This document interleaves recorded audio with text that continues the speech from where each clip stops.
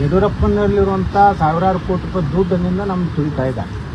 ಭಾರಿ ಭ್ರಷ್ಟಾಚಾರ ಮಾಡ್ಯಾರಲ್ಲ ಅವರು. ಈ ಕರೋನಾದಾಗ ಅವರು 15% ತೊಗೊಂಡ್ರು ನಮ್ಮ ಇದರ ಪಾಜಿ ಅವ್ರು ತೊಗೊಂಡಿಲ್ಲ ಪಾಪ. ಅವ್ರ ಮಗ ಅದಾನ ಅವ್ರು ತೊಗೊಂಡು ಏನು ಮಾಡ್ದ, ಒಂದು 50 ಆಂಬ್ಯುಲೆನ್ಸ್ ಬಿಟ್ಟ.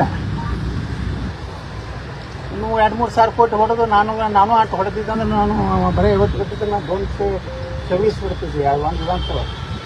ಒಂದು 50 ಆಂಬ್ಯುಲೆನ್ಸ್ ಬಿಟ್ಟು ಎಲ್ಲ ವಿಜೇಂದ್ರ ಯಡಿಯೂರಪ್ಪನವರ ತಾಯಿ ಹೆಸರಲ್ಲಿ ಮಂತ್ರ ಆಂಬ್ಯುಲೆನ್ಸ್ ಹೆದರ್ದು.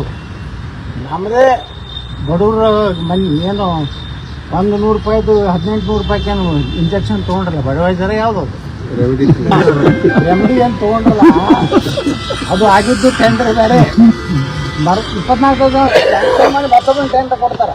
ಅದನ್ನೇ ತೊಗೊಂಡ್ರೆ 7ರಿಂದ 8 ಸಾವಿರ ರೂಪಾಯಿದಾಗ ಖರೀದಿ ಆಗ್ತಿತ್ತು. ಅದನ್ನು ಎಲ್ಲ ಕರೋನಾ ಮುಗಿದ ಮ್ಯಾಗ ಎಲ್ಲ ಸಿವಿಲ್ ಹಾಸ್ಪಿಟಲ್ ಕೊಟ್ಟಿದ್ರು, ಎಲ್ಲ ದವಾಖಾನೆಗೆ. ಇಂಥ ತಿಂದವರಿಂದ ಯತ್ನಾಳ್ ಹೊರಗೆ ಹಾಕ್ಸಿದ್ರು. ಎಲ್ಲರೂ ತಮ್ಮ ಭಾವನೆಯನ್ನು ಇವತ್ತು ಹೇಳಲಿಕ್ಕೆ ಅವ್ರ ಕೇಂದ್ರ ಹೈಕಮಾಂಡ್ ಅವಕಾಶ ಕೊಟ್ಟಿದ್ದು ಒಳ್ಳೆಯದು.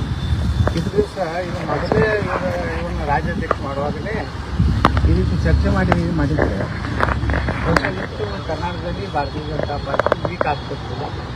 ಮತ್ತು ಈ ಕಾಂಗ್ರೆಸ್ಸಿನ ವಿರುದ್ಧ 2 ವರ್ಷ ಏನು ಈ ವಿಜೇಂದ್ರ ಅಧ್ಯಕ್ಷ ಆದ್ಮೇಲೆ ಎಲ್ಲ ಹೋರಾಟಗಳು ಸಂಪೂರ್ಣ ವಿಫಲ ಆಗಿ ಜನರ ವಿಶ್ವಾಸ ತಗೊಳ್ಳುವಂಥ ಪರಿಸ್ಥಿತಿ BJP ಬರ್ತದೆ.